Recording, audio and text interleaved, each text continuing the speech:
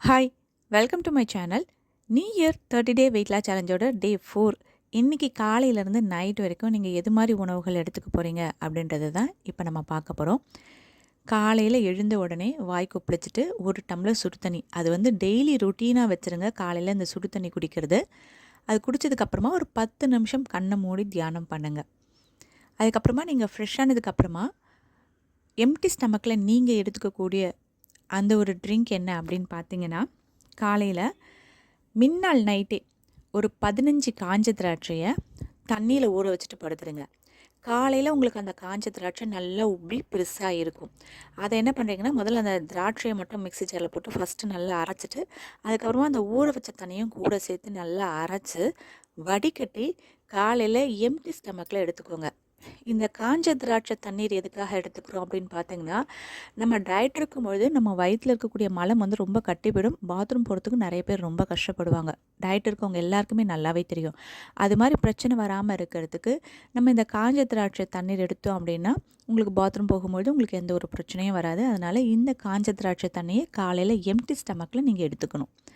அடுத்தது உங்களோட பிரேக்ஃபாஸ்ட்டு. இன்றைக்கி பிரேக்ஃபாஸ்ட்டுக்கு வந்து பார்த்திங்கன்னா ஒரு ஸ்மூத்தி. இந்த ஸ்மூத்திக்கு வந்து என்ன பண்ணுறீங்க அப்படின்னா, பாதாம் பிசினி உங்களுக்கு இப்போ எல்லா கடைகள்லையுமே ஈஸியாக கிடைக்கும். அந்த பாதாம் பிசினை ஒரு சின்ன பீஸ் எடுத்து மின்னல் நைட்டு ஊற வச்சுருங்க. அது காலையில் நல்லா ஊறிடும். இப்போ காலையில் உங்களோட பிரேக்ஃபாஸ்ட்டுக்கு எடுத்துக்கக்கூடிய பொருட்கள் என்ன அப்படின்னு பார்த்திங்கன்னா, தர்பூசணி, மாதுளை, வெள்ளரிக்காய். தர்பூசணியில் ஒரு பீஸு, மாதுளம்பழம் ஒன்று, ஒரு சின்ன வெள்ளரிக்காய், பெரிய வெள்ளரிக்காய் வந்து பாதி கட் பண்ணிவிடுங்க. முதல்ல என்ன பண்ணுறீங்கன்னா, மாதுளப்பழத்தோட முத்துக்களை எடுத்துக்கோங்க. அதே மாதிரி அந்த வெள்ளரிக்காவையும் பாதி எடுத்து மிக்ஸி ஜாரில் சேர்த்து நல்லா அரைச்சிருங்க. சரிங்களா? தண்ணி சேர்க்காமல் கொஞ்சம் நல்லா அப்படியே அரைச்சிருங்க. அரைச்சிட்டு அதை அப்படியே நல்லா வடிகட்டிடுங்க. இப்போ இதில் நம்ம தண்ணியே சேர்க்கல, சரிங்களா? அதனால் அப்படியே நல்லா வடிகட்டி தனியாக எடுத்து வச்சுக்கோங்க. மிக்ஸி ஜாரை கழுவிட்டு இப்போ இதில் வந்து தர்பூசணி கொட்டை இல்லாமல் எடுத்து இதில் சேர்த்துக்கோங்க. சப்போஸ் நீங்கள் கொட்டை எடுத்து பண்ணுறதாக இருந்தால் வடிகட்டணும். கொட்டை இல்லாமல் பண்ணுறதாக இருந்தால் நீங்கள் அப்படியே நம்ம ஜூஸாக எடுத்துக்கலாம். இப்போ தர்பூசணியை கட் பண்ணி மிக்ஸி ஜாரில் சேர்த்து ஃபஸ்ட்டு தர்பூசணியை அரைச்சிருங்க. சரிங்களா?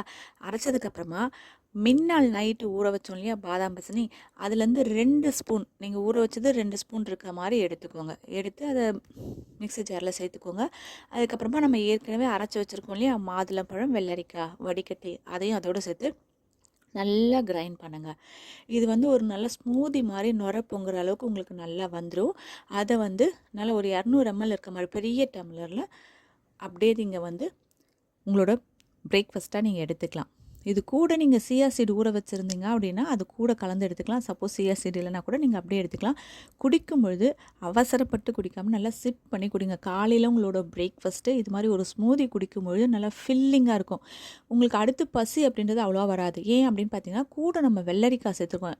நார்மலாக தர்பூசணி பழம் சாப்பிட்டாலே சீக்கிரம் பசிக்கும். ஆனால் அது கூட நம்ம வெள்ளரிக்காய் சேர்க்கும் பொழுது உங்களுக்கு அந்த பசி அப்படின்ற விஷயம் வந்து கொஞ்சம் லேட் ஆகும். அதனால் காலையில் இந்த பிரேக்ஃபாஸ்ட்டுக்கு இந்த ஸ்மூதி எடுத்துக்கிறீங்க.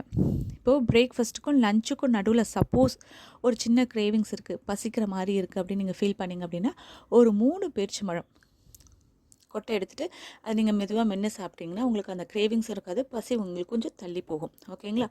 அடுத்தது மதியம் லன்ச் வந்து பார்த்திங்கன்னா, மரவள்ளி கிழங்கு போட்டும் கடலைக்கறியும் எடுத்துக்க போகிறீங்க. நார்மலாக கிழங்குலாம் வந்து பார்த்திங்கன்னா வெயிட் லாஸ் அப்போ எடுத்துக்கலாமான்னு ஒரு டவுட் இருக்கும். தாராளமாக எடுத்துக்கலாம். உருளைக்கிழங்கு மட்டும் கொஞ்சம் அவாய்ட் பண்ணிடலாம். மற்றபடி மற்ற எல்லா கிழங்குமே வெயிட் லாஸ்க்கு ரொம்ப நல்லது. அதுவும் மரவள்ளி கிழங்கும் சக்கரவள்ளி கிழங்கும் வெயிட் லாஸ்க்கு ரொம்ப ரொம்ப நல்லது. சரிங்களா? இப்போ வந்து மரவள்ளி கிழங்கு வந்து பார்த்திங்கன்னா ஒரு பீஸ் எடுத்து அந்த மரவள்ளி கிழங்கோட தோல் எடுத்துகிட்டு அதை வந்து நல்லா தேங்காய் திருவல்ல திருவிடணும். திருவிட்டு அதை ஒரு தண்ணியில் நல்லா வாஷ் பண்ணிங்கன்னா அந்த கிழங்குல இருக்க அந்த மாவு மாதிரி வரக்கூடிய இதுவெல்லாம் அந்த தண்ணியில் போய்டும். உங்களுக்கு வெறும் அந்த கிழங்கு மட்டும் கிடைக்கும். அதை நல்லா பிழிஞ்சு தனியாக எடுத்து வச்சுக்கோங்க. அதுக்கப்புறம் நல்லா ஒரு கைப்பிடி இருக்க மாதிரி தேங்காய் துருவல் அதோட கலந்துட்டு அதை வந்து என்ன பண்ணுறீங்கன்னா, ஒன்று இட்லி கட்டுறால் ஆவி கட்டுங்க, இல்லைன்னா உங்ககிட்ட குழா புட்டுக்கான அந்த பாத்திரம் இருந்துச்சுன்னா நீங்கள் அதில் கூட ஆவி கட்டி தனியாக எடுத்து வச்சுக்கலாம். அப்புறம் வந்து பார்த்திங்கன்னா கடலைக்கறி, அதாவது வெள்ளை மூக்கடலையாக இருந்தாலும் சரி, கருப்பு மூக்கடலையாக இருந்தாலும் சரி, அதில் வந்து கடலைக்கறி மாதிரி செஞ்சு இந்த புட்டுக்கு அந்த கடலைக்கறியை மதியம் லஞ்சுக்கு நீங்கள் வந்து உபயோகப்படுத்தி.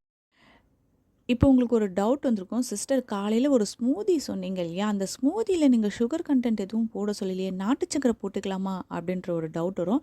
அதில் வந்து நாட்டு சக்கரைலாம் போடக்கூடாதுமா. ஒரு சிலருக்கு ஒரு சின்ன டவுட் ஏற்பட்டிருக்கும்.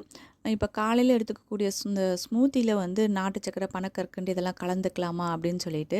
நார்மலாகவே வெயிட் லாஸ் பண்ணும்பொழுது சுகர் கன்டென்ட்டுக்கு நாட்டு சர்க்கரை, பனக்கற்கண்டு, பேரிச்சம்பழம் இதெல்லாம் வந்து சேர்த்துப்போம். ஆனால் இன்றைக்கி எடுத்துக்கக்கூடிய இந்த ஸ்மூதியோட பலன் என்ன அப்படின்னு பார்த்தீங்கன்னா, ஒரு 30 வயசுக்கு மேலே ஆகுது அப்படின்னும் பொழுதே நம்ம தோலில் இருக்கக்கூடிய அந்த நீர்ச்சத்து அப்படின்றது நமக்கு குறைஞ்சிக்கிட்டே வந்துடும். தோல் வந்து வறட்சியாக இருக்கும். அந்த வறட்சியை போக்கணும் அப்படின்றதுனால தான் இது மாதிரி ஸ்மூத்தி நம்ம எடுத்துக்கிறோம். அப்போது இந்த ஸ்மூத்தி எடுத்துக்கும் பொழுது இல்லை நம்ம ஒரு சுகர் கண்டென்ட்க்கு ஒரு பனக்கற்கண்டோ நாட்டு சர்க்கரையோ சேர்க்கும் பொழுது அதோட பலன் நமக்கு முழுசாகவே கிடைக்காது. அதனால தான் இதில் வந்து சுகர் கண்டென்ட் எதுவுமே இல்லாமல் இந்த ஸ்மூத்தி நம்ம எடுத்துக்கிறது. இது வெயிட் லாஸ்க்கு ரொம்ப ரொம்ப நல்லது. நான் சொல்லக்கூடிய விஷயங்களை நீங்கள் கரெக்டாக எந்த ஒரு சேஞ்சும் இல்லாமல் ஃபாலோ பண்ணீங்க அப்படின்னா வெயிட் லாஸ் ரொம்ப நல்லாவே நடக்கும். மதியம் லஞ்சுக்கு மரவள்ளிக்கிழங்கு புட்டும் கடலைக்கறியும் எடுத்துக்க சொல்லியிருந்தேன்.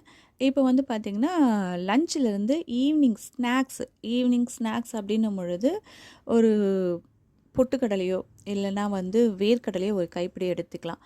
அது கூட வந்து பார்த்திங்கன்னா ஒரு பிளாக் காஃபி இல்லைன்னா லெமன் டீ, இல்லை இந்த விஷயம்லாம் நம்ம தவிர்த்துட்டு ஒரு சூப் எடுத்துக்கிறதாக இருந்தால் கூட பரவாயில்ல. உங்களுக்கு ஆப்ஷன் தான் நான் கொடுக்குறேன். ஓகேங்களா? அதாவது ஒரு கை பொட்டுக்கடலையும் ஒரு பிளாக் காஃபியும் எடுத்துக்கலாம். அப்படின்னா ஒரு கைப்பிடி இருக்க மாதிரி வேர்க்கடலையும் லெமன் டீயும் எடுத்துக்கலாம். இல்லை இதை அவாய்ட் பண்ணுறீங்க அப்படின்னா நீங்கள் வந்து ஏதாவது ஒரு வெஜிடபிள் சூப் நீங்கள் வந்து ஈவினிங் டைம் எடுத்துக்கிறது நல்லது. சரிங்களா? டீ, காஃபி அது மாதிரி பால் சேர்த்த மாதிரி எடுத்துக்காமல் ஈவினிங் இது மாதிரி ஸ்நாக்ஸுக்கு மாறுறது நல்லது. ஒவ்வொரு நாளைக்கு ஒவ்வொரு மாதிரி ஸ்நாக்ஸ் நான் உங்களுக்கு கொடுக்குறேன். இன்றைக்கி வந்து பார்த்திங்கன்னா உங்களுக்கு இந்த 3 ஆப்ஷனில் எது உங்களுக்கு ரொம்ப கம்ஃபர்டபுளாக இருக்கோ அதுக்கேற்ற மாதிரி ஈவினிங் ஸ்நாக்ஸ் எடுத்துக்கோங்க. நைட்டு டின்னர் அப்படின்றது நீங்கள் 6:30 மணிக்கு சாப்பிட ஆரம்பிச்சிங்கன்னா தான் 7 மணிக்கு முடிப்பீங்க. சரிங்களா? அதனால் 6:30 மணிக்கெலாம் உங்களோட டின்னர் எடுத்துக்கோங்க. இந்த டின்னருக்கு எது மாதிரி எடுத்துக்கலாம் அப்படின்னு பார்த்தீங்கன்னா, கம்பு உங்கள் ஒருத்தருக்கு மட்டும் அளவு நான் சொல்கிறேன். ஒரு 2 கைப்பிடி இருக்க மாதிரி கம்பு, அதில் ஒரு அரை கைப்பிடி இருக்க மாதிரி உளுத்தம்பருப்பு, ஒரு 1/4 ஸ்பூன் இருக்க மாதிரி வெந்தயம். அதை வந்து நீங்கள் முன்னாலே ஊற வச்சுட்டு ஒரு நாள் ஃபுல்லாக நல்லா ஊறினதுக்கப்புறமா அதுக்கப்புறம் அதை அரைச்சி வச்சிட்டிங்க அப்படின்னா நல்லா புளிச்சிடும். காலையிலேருந்து இப்போ சாயங்காலம் வரைக்கும் இது புளிச்சிருச்சு அப்படின்னா நைட்டு நீங்கள் தோசை ஊற்றி எடுத்துக்கிறதுக்கு ரொம்ப நல்லா இருக்கும். சரிங்களா? நீங்கள் செஞ்சு சாப்பிடக்கூடிய உணவை நல்லா டேஸ்ட்டாக சமைச்சு சாப்பிடுங்க. சரிங்களா? புளிக்காமல் அந்த மாவில் தோசை ஊற்றி வேணும் வேண்டாம் அப்படின்னு சாப்பிடக்கூடாது. சாப்பிடக்கூடிய பொருளை நல்லா திருப்தியாக பிடிச்சி சாப்பிட்றது ரொம்ப நல்லது. சரிங்களா?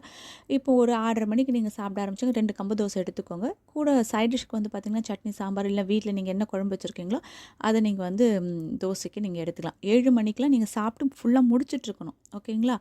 அதுக்கப்புறம் நீங்கள் படுக்கக்கூடிய அந்த டைமுக்கு ஒரு 1/2 ஹவருக்கு முன்னாடி எடுக்கக்கூடிய நைட்டு ட்ரிங்க் என்ன அப்படின்னு பார்த்தீங்கன்னா, ஒரு 1 1/2 டம்ளர் தண்ணியில் ஒரு ஸ்பூன் இருக்க மாதிரி சோம்பு சேர்த்து நல்லா கொதிக்க விட்டு ஒரு 10 நிமிஷம் அப்படியே மூடி வச்சுட்டு அதுக்கப்புறம் வடிகட்டிட்டு அதை வந்து நைட்டு ட்ரிங்காக குடிச்சிடுங்க. இது குடித்து ஒரு 1/2 மணி நேரம் கழித்து நீங்கள் இந்த வெயிட் லாஸோட 4வது நாளில் நம்ம காலையிலேருந்து நைட் வரைக்கும் எடுத்துக்கக்கூடிய உணவுப் பொருட்கள் எதுவுமே கிடைக்காத உணவுப் பொருட்கள் கிடையாது. வருஷம் 365 நாளும் நான் சொன்ன உணவுப் பொருட்கள் ஈஸியாகவே கிடைக்கும்.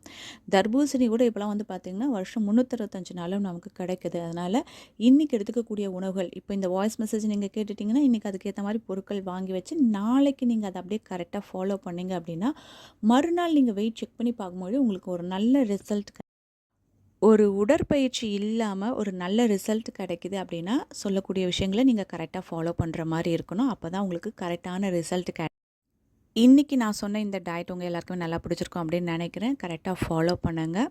இந்த வீடியோ உங்களுக்கு பிடிச்சிருந்ததுன்னா ஒரு லைக் பண்ணுங்கள், உங்கள் ஃப்ரெண்ட்ஸோட ஷேர் பண்ணுங்கள். இது வரைக்கும் இந்த சேனலை நீங்கள் சப்ஸ்கிரைப் பண்ணாமல் இருந்தீங்கன்னா சப்ஸ்கிரைப் பண்ணி பக்கத்தில் அந்த பெல் ஐக்கானும் கிளிக் பண்ணிங்கன்னா ஃப்யூச்சரில் வரக்கூடிய எல்லா வீடியோஸோட நோட்டிஃபிகேஷனும் உடனுக்குடனே கிடைக்கும். தேங்க்யூ.